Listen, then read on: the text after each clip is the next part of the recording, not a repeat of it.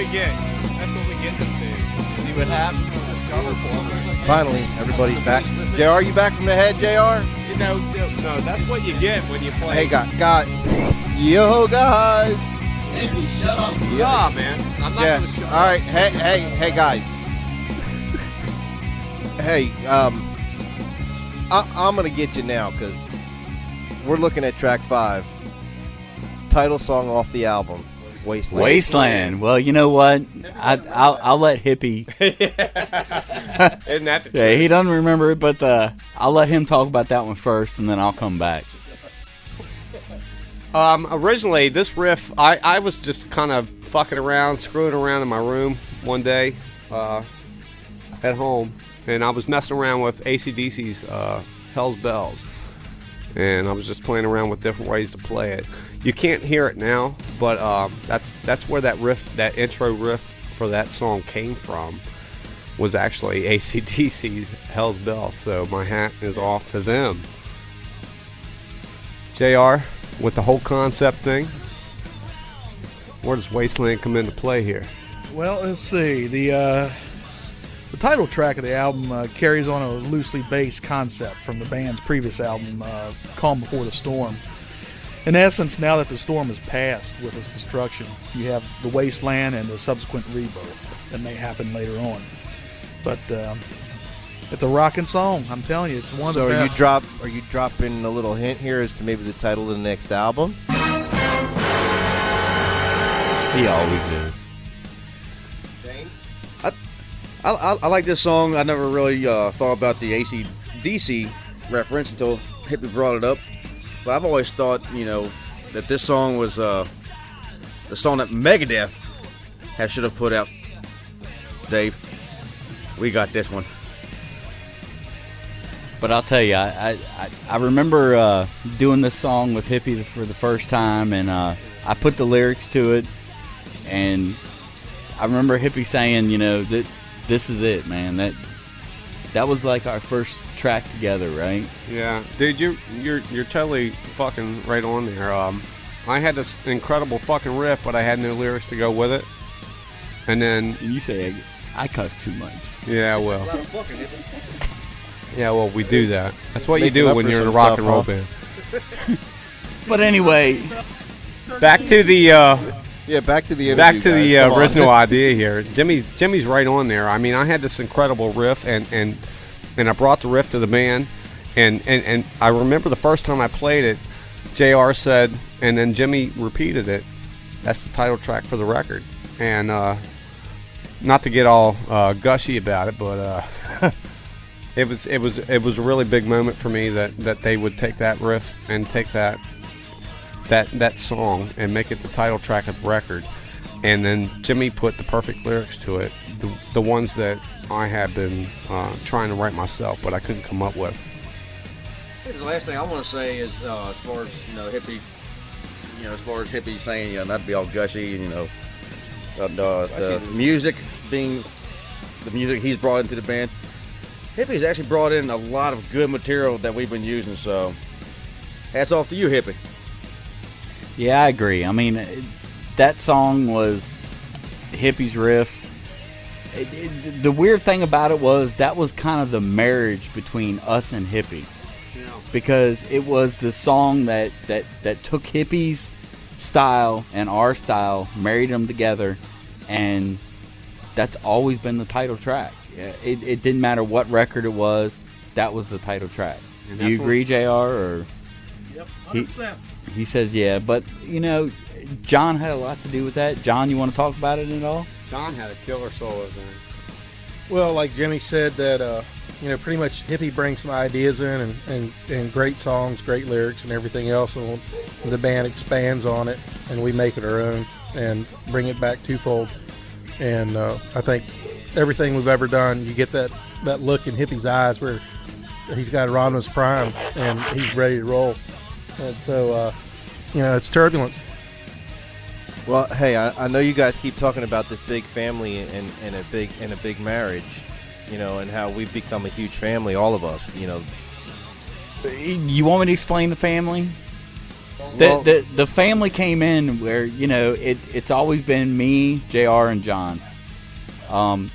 We've always been at my mom's garage. You know, thankfully now we're at, you know, John's basement. But JR can attest to this. I mean, we used to go out. We used to play all the time.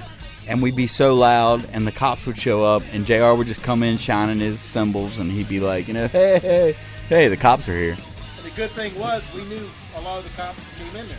Yeah, because they loved to hear us play, and they would always be like that. And then Hippie shows up, and it's a Halloween night, and we're all just kind of hanging out, and we decided at like 11, what was it, 11 o'clock at night, JR? It's going on midnight. We decide, hey, let's go try him out. So, you know, we play, and the rest is history. Wouldn't you know it, we play Talk Dirty to Me, and what happened? Yeah, the cops come, and the cops show up. The rest is I think history. there's a pattern here, guys. Yeah, well, You live up to our name. the blue Well, lights, yeah. the blue lights solidify everything. Hence why we use them so much in the shows, Exactly. right? But I can never put down the picture of us playing one night. It was just me, JR, and John. And JR comes in, shining his cymbal, going, hey, dude, cops are here. All right, so as we roll on now, you know, you guys keep talking about the marriage and the family and songs that really brought you guys together and stuff that Hippies brought and that you've melded into your own and made one big thing. This next song is really another one of those pieces that where it was the two of you that really took this and ran hard with it. Lately it's been called Triple Bang or Three Bang or what have you, but, you know, come on, give me the feedback on Bang Bang Bang. With Bang Bang Bang, that was a song that I brought to the band. You know, I've been involved and I played in several different projects and bands throughout my musical career, if you want to call it that. Endeavor, that's a good word. Shane throwing in big words. Being from the 80s metal era, I was always influenced by the MTV big hair bands. And with songs like Unskinny Bop and Cherry Pie, I always tried to write a song that was just so cock rock. But every time I did, it came out just cheese. I mean, it was just crap. When I came out with Bang Bang Bang, and Jimmy helped me with the lyrics on that, and John helped me with the riff on that. I mean, John took my idea and he ran with it like he always does. I mean, he always takes whatever I play and he always makes it better. But it's always for the best of the band, and that song is my tribute to cock rock and just sexual drive rock and roll. It's sleaze metal. That's it, Shane. It's sleaze metal, and you can't get it anywhere else. But, you know, the one thing that always gets me with this song is I used to try to sing it, and I used to try to sing every word to it, and Hippie and I just, you know, we came up with all the words, but I can never remember the first verse. So every time I would be like, all right, dude, you got to sing it. You got to sing it. You got to sing it. So when it finally came out, it was just like, you know, it's second nature now. It's your song now. You got to sing it. So now every time anybody hears that song, it's Hippie singing the first verse because I couldn't remember it. And yeah, dumbass. Fun fact number 2. Yeah, it's fun fact number 2. But that song, I mean, when we recorded the song down at Pete's house, it was just so cool because Hippie and I had to come up with everything about the song. Everything. Do you remember that, Hippie? I sure do. When we got down there, it was, okay, we got the verses. We got everything ready. Where's the chorus? We wrote the chorus right before he sang it. So we had to sing it as we wrote it. And that's just Turbulence. So, Just the way we do it. but it came out great. Well, hey, a quick side note before any of the other guys jump in. You guys mentioned Pete. Why don't you give a little bit more background about who Pete is, what he's done for us, and how this all came to be with Pete helping and guiding. Well, you know, Pete, he was the piece of this puzzle that kind of put us all together and kind of made us look at this record as, this is it. This is what we're going to do. He made us professional. He made us professional. And he made us look at professional. And the more and more we looked at it, we were like, this is the way we want to go. This is what we're doing. And the stuff he was putting back to us was just better than anything we ever heard. And with Pete's input, you'll hear it a lot in that record. Well, I'm sure most of the fans know that you're talking about Mr. Pete Evick, but, you know, you guys still... Hippie, come on, give us a little info on Pete, because you seem to be the one with the well, in a nutshell, right before I got to get with my brotherhood in Turbulance, it's a weird thing. Real quick, Bret Michaels went on his first solo tour. There was this great opening band that opened that night. They were called Evick, and it was Pete that led the band. Little did I know after that. I talked to him after the show. What struck me that I even wanted to talk to this guy was because he did a cover of Bon Jovi's "Shot Through the Heart." You give love a bad name, right? So I wanted to tell him how, you know, that was a great job. You know, I've never heard a cover band do such a great job that he did that night. So I hung out and I chatted with him, kept in touch with him with email. And then after that, it just kind of blossomed into this really cool rock and roll friendship. Little did I know, like I said, at the time, that he was going to be, and his band was going to be the Bret Michaels Band. And he was going to be one of the greatest friends that this band actually ever had. You know, it's And still is.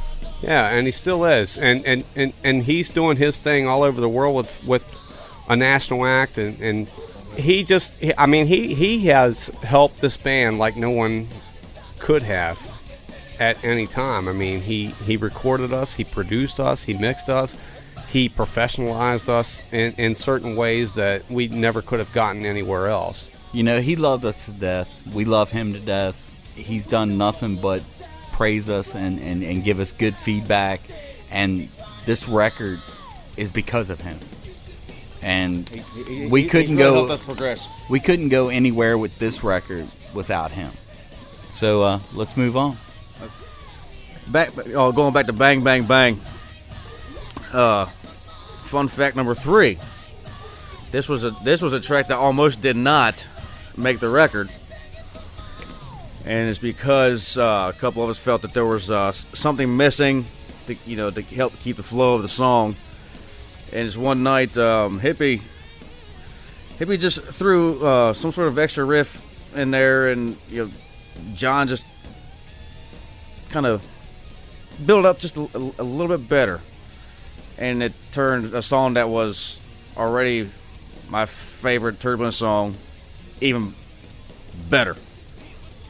So I'm glad it worked out. I'm glad this one's on, and I like that I start this one out.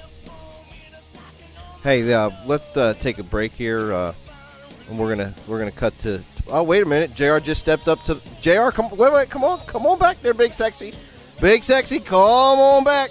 Fill us in here, buddy. Hey, man, for this song here, I think the bass really drives this one. That's a really, I mean, it's an awesome song. It's a rocking tune. I think it's one of the breakout hits. And I think it's.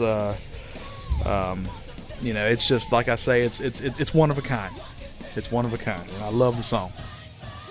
And this is where I'm gonna drop my 2 cents in. Between Shane and JR driving this thing on the bottom end, I've been around the two of you guys for a long time, and I haven't seen y'all lock this well on any one piece. So yeah, this is by far, without a doubt, y'all's best work together. So my hat's off to both of you. Thanks, Chuck. Thank you. Now, are you talking about the track or the album altogether? We'll get to that as I finish up the interview with y'all, because then I'm going to give you my input on this. All right, well, we're going to take a short break. We'll be right back. All right.